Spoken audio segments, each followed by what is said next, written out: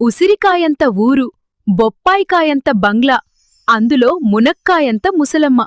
కాని ఆమె దగ్గరున్న రహస్యం మాత్రం బంగాళదుంపంత పెద్దది. నిజమేనా? అవును. అనగనగా ఉసిరికాయంత ఊర్లో మునక్కాయంత ముసలమ్మ ఉండేది. ఆ మునక్కాయ ముసలమ్మ ఒకరోజు పొలం దగ్గర నడుస్తుండగా బంగాళదుంపంత బంగారం దొరికింది. ఆ బంగాళాదుంప అంత బంగారాన్ని బొప్పకాయంత బంగ్లాలో ఉన్న బీరకాయంత బీరువాలో పెట్టి తాటికాయంత తాళం వేసింది. ఇదంతా దొండకాయంత దొంగోడు కివిపండు అంత కిటికీ నుంచి చూశాడు. ఆ మరునాడు మునకాయంత ముసలమ్మ రోజులాగా పొలానికి వెళ్ళింది.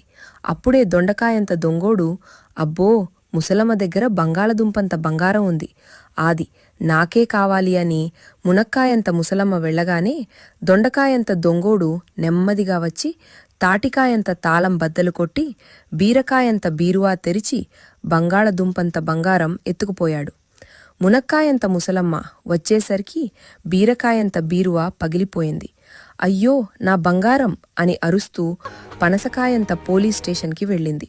అక్కడ పొట్లకాయంత పోలీస్కి కర్వేపాకాంత కంప్లైంట్ ఇచ్చింది.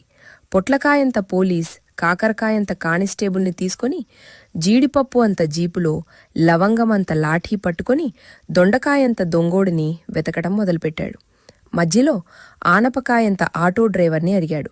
అతను చెప్పాడు, సార్, దొండకాయంత దొంగోడు గుమ్మడికాయంత గుట్టవైపు పోయాడు. అంతే. పొట్లకాయంత పోలీస్ జీడిపప్పు అంత జీపు స్పీడుగా నడిపాడు. అక్కడికి వెళ్లి చూస్తే దొండకాయంత దొంగోడు సపోటాకాయంత సంచిలో బంగారం దాచుకుంటున్నాడు. పోలీస్ వెంటనే లవంగమంత లాఠీతో, ఏయ్, ఆగు అన్నాడు. దొంగోడు పరుగు తీశాడు. పోలీస్ వెంటపడ్డాడు. దొంగోడు అరటికాయంత అరటితోటలో జారి బుడుంగున పడిపోయాడు. అంతే. పొట్లకాయంత పోలీస్ దొంగోడిని పట్టుకుని జామకాయంత జైల్లో వేశాడు. తర్వాత మునక్కాయంత ముసలమ్మకి బంగాళదుంపంత బంగారం తిరిగి ఇచ్చాడు. ముసలమ్మ చాలా సంతోషపడి పొట్లకాయంత పోలీస్కి కొబ్బరికాయంత కజ్జికాయ, జీలకర్ర అంత జిలేబీ, మిరియాలంత మినపౌడలు పెట్టింది. అందరూ నవ్వుకుంటూ తిన్నారు. దొండకాయంత దొంగోడు మాత్రం జామకాయంత జైల్లో కూర్చొని ఇక మీదట దొంగతనం చెయ్యను అన్నాడు.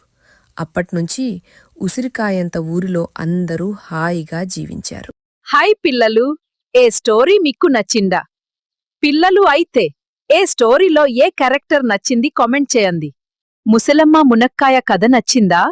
అయితే KJ 3D కార్టూన్స్ని లైక్ చేయండి, షేర్ చేయండి, సబ్స్క్రైబ్ చేయండి.